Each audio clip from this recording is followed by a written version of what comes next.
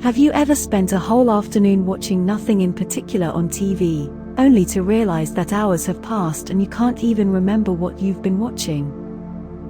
Or have you been with someone who asks you what you're thinking, and you can't quite pinpoint it? Why is it that when you go on holiday, supposedly to rest and disconnect from your daily life, you feel the need for another holiday to rest from the one you've just returned? And especially, why do you feel so tired at the end of the day? What causes you to end up exhausted, even without having engaged in many activities during the day? If we analyze it, we can see that what characterizes every moment of our lives is the mental activity that arises at each instant. We don't need to be focused on any specific activity. For example, we can spend a long time in a bank queue, and even though the people around us don't perceive any change from their perspective, internally our mind might have shifted between contrasting states, from a calm state, perhaps, to a state of impatience, or even annoyance at having spent so much time in the queue. What caused this to happen?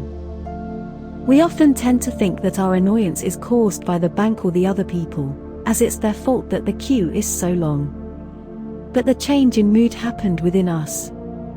Within the constant flow of thoughts that began by noticing the queue not moving, then feeling impatient about the passing time, and finally culminating in expressed anger when we realized we were running late for our next commitment.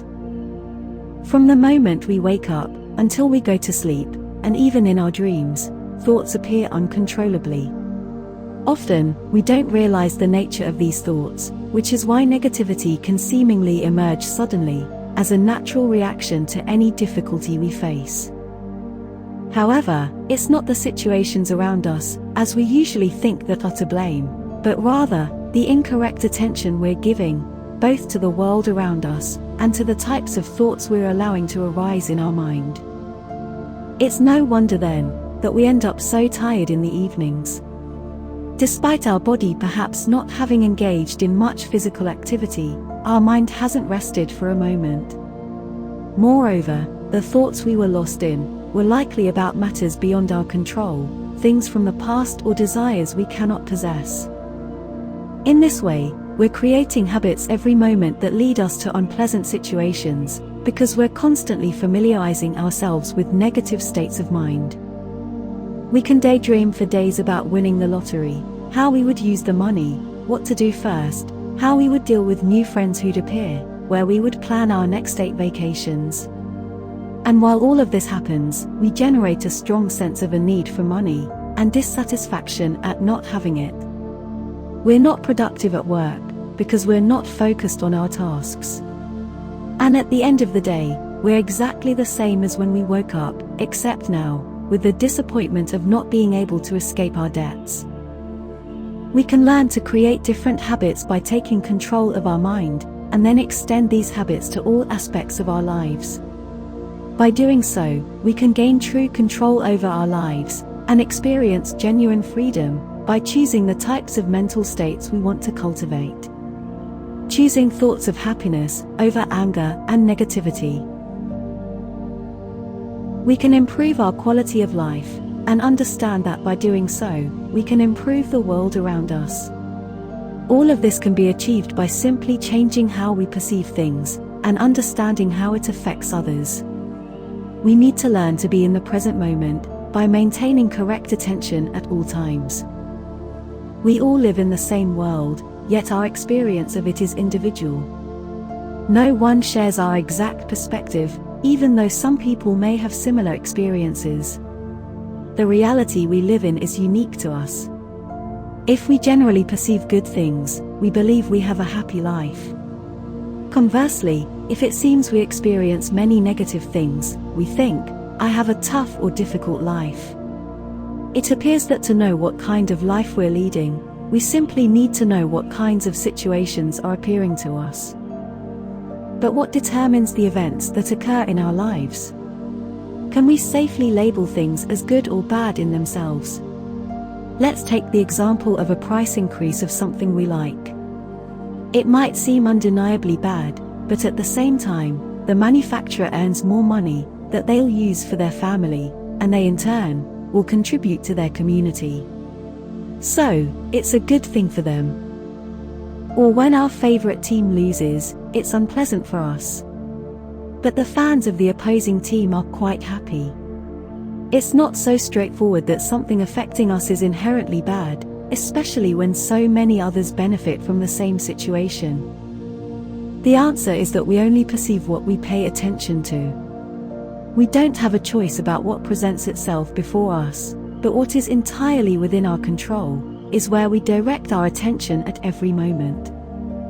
Our opinion of a person can be positive or negative depending on what qualities we're focusing on. If that person were truly bad, there would be no one who thought differently, yet even the most disliked politician receives applause from their supporters. With this knowledge, we can greatly shift the course of our lives. The quality of our life depends on what we pay attention to. With this simple technique, we can enhance our quality of life by consciously deciding where to direct our attention. This is the opposite of believing that happiness or suffering are random or arbitrary occurrences. If we manage to maintain correct attention and focus on positive mental states at every moment, our life experience will be one of peace, tranquility, and consequently, happiness. On the other hand, if our attention is undisciplined, we'll be as we've always been throughout our life, constantly exaggerating the qualities of everything that appears before us, either situations, objects, or people. Each time we exaggerate their positive qualities, we generate an imbalanced mind of attachment that will eventually turn into suffering when we can't experience those qualities anymore. And when we exaggerate their negative qualities, we cultivate minds of anger, hatred, and discomfort. So how can we achieve this? By remaining mindful in the present moment. Being in the present moment doesn't mean we stop thinking about the past or the future, but rather that if we choose to do so, it's a conscious decision. Importantly, we don't allow ourselves to be dominated by distractions, as a distracted mind is never in the present. We can be focused on recalling the past or making plans for the future, but in a way that our mind remains free from distractions. If we achieve this, then we can affirm that we're still in the present. Being in the present helps us not to be occupied. We may think we are, when we have many matters to attend to, but it's again our inappropriate attention that makes us feel overwhelmed. A mind focused on the present moment concentrates solely on the task at hand, without forgetting about other matters. Therefore, when being present, we never have more than one thing to do, and the associated stress cannot arise. Being in the present helps us to be aware of our thoughts at every moment, so that we never act without being sure of the intention behind our actions, thus refraining from engaging in actions that harm others and ourselves. This in turn helps maintain a calm mind without worries, enabling us to enjoy the moment regardless of external circumstances. Therefore, at every moment, and in the face of everything we encounter, we must be vigilant and analyze the kind of attention we're giving. By doing so, we can transform our world by choosing where we direct our attention. Always remembering that what we pay attention to shapes our reality. If you enjoyed this insight into the mind and want to put it into practice, why not try one of our meditations?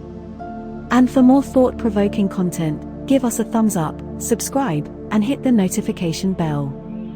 Remember, you can shape your reality in whatever direction you desire.